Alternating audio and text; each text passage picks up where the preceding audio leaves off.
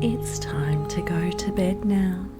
Settle down and close your eyes while I read to you The Great Pet Rebellion. It all started on Monday. Mondays are already the worst, but this Monday was the kind of disaster that gets written about in history books, or at least in the school newsletter. 10-year-old Max Thompson was halfway through his cereal when his dog, Pickles, strutted into the kitchen wearing Max's underpants on his head. "Pickles!" Max shouted. "Not again!" Pickles barked proudly, shaking his tail like he'd just invented fashion. Max's little sister Ruby nearly spit her juice across the table, laughing. "Your dog's a genius." "He's a menace," Max groaned. But Pickles wasn't alone. Across the street, Josie Patel's cat, Mr. Whiskerstein, had built a throne out of laundry and refused to move until someone brought him smoked salmon. Next door, twins Leo and Lily Martinez had discovered that their parrot, Captain Nibbles, had learned to say, "I'm the boss now," and wouldn't stop yelling it across their parents during dinner. And nobody even knew where Hugo Parker's ferret, Pancake, had gone. There were rumours he was living in the school's air vents and stealing snacks. Something strange was happening.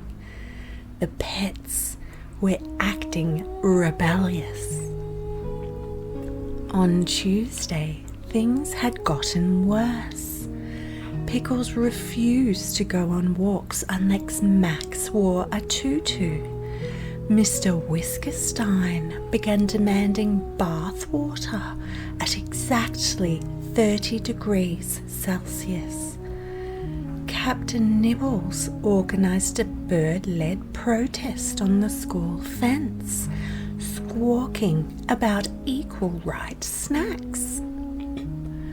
The kids held a secret emergency meeting in Max's treehouse. Max banged a spoon on a saucepan for attention. "This meeting of the Federated Alliance of Really Troubled Kids, FARTS for short, is now in session." Josie groaned. "Why is it called fart again?" "Because it's funny," Leo said. "And serious," added Lily. "We're under attack." Max drew a chart with crayons. "I believe the pets are planning a full-blown uprising." Josie held up her notebook. "I have documented 47 separate incidents of sass, sabotage, and snack theft."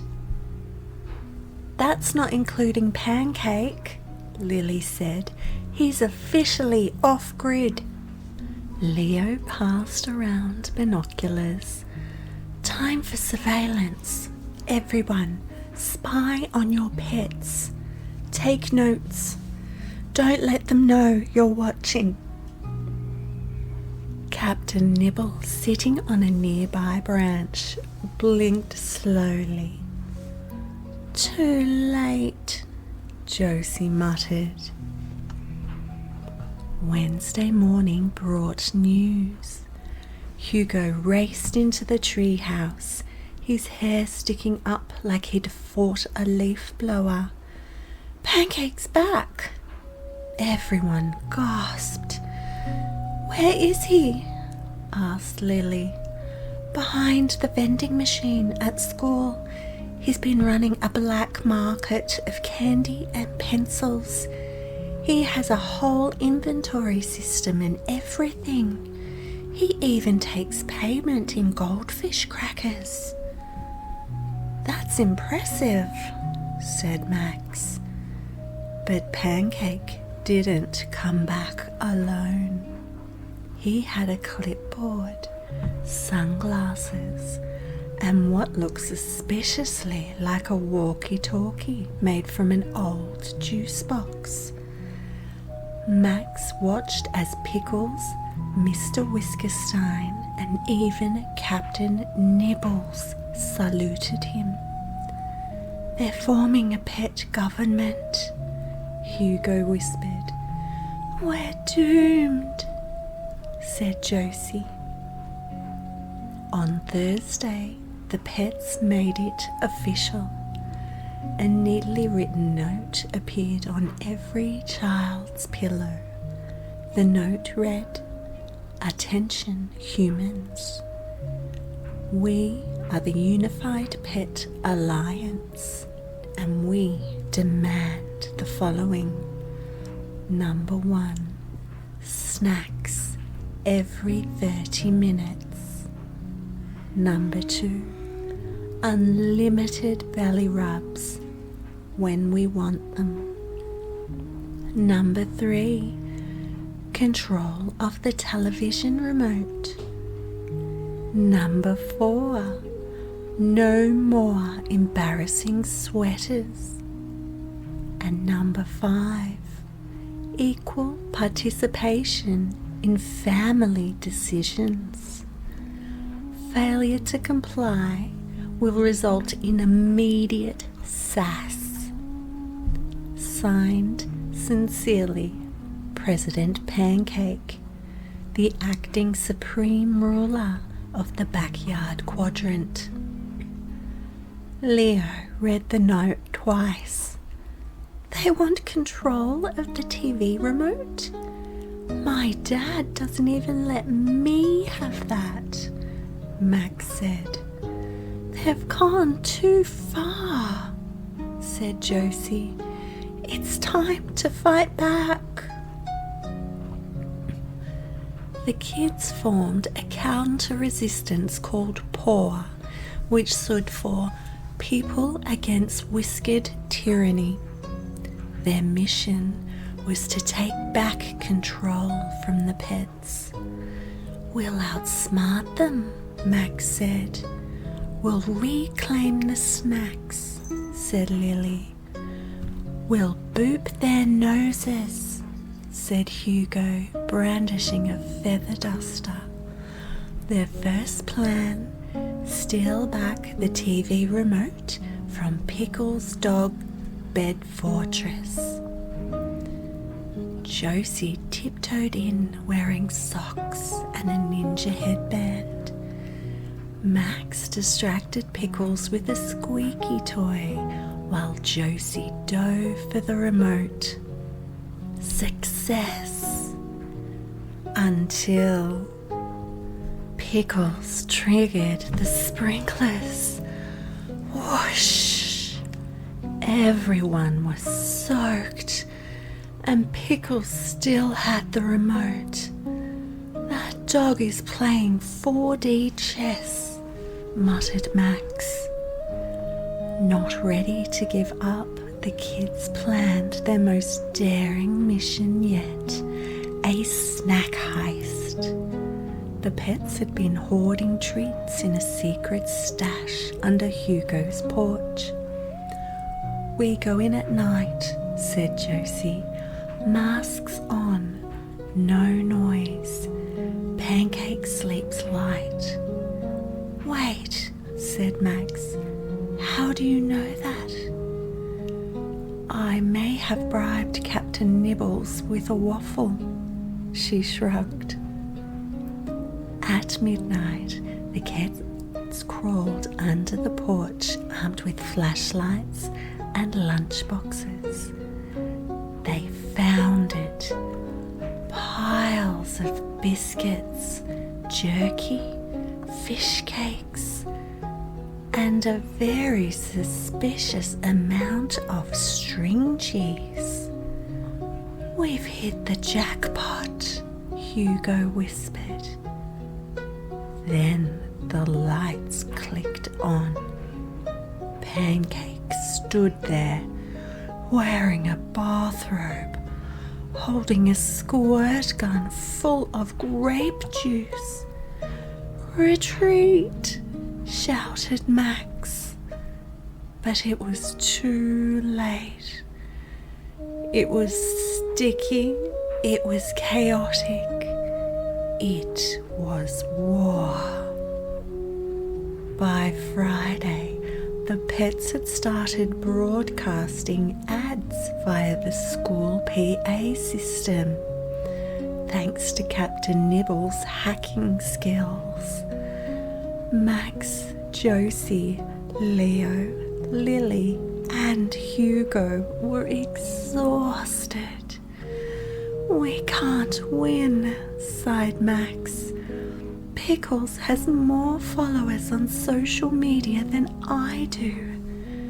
Josie sat up. "Wait, maybe we're going about this all wrong. What if," Lily said slowly, "they're not trying to overthrow us? What if they just want to be heard?" Josie finished. The others blinked, like they're trying to communicate, said Hugo. "But we weren't listening." That afternoon, the kids hosted a peace summit in Max's backyard. Pickles wore a bow tie. Mr. Whiskerstein arrived in a stroller. Captain Nibbles brought a list of demands and a very tiny briefcase. Pancake slid in wearing aviator sunglasses. Max stepped forward.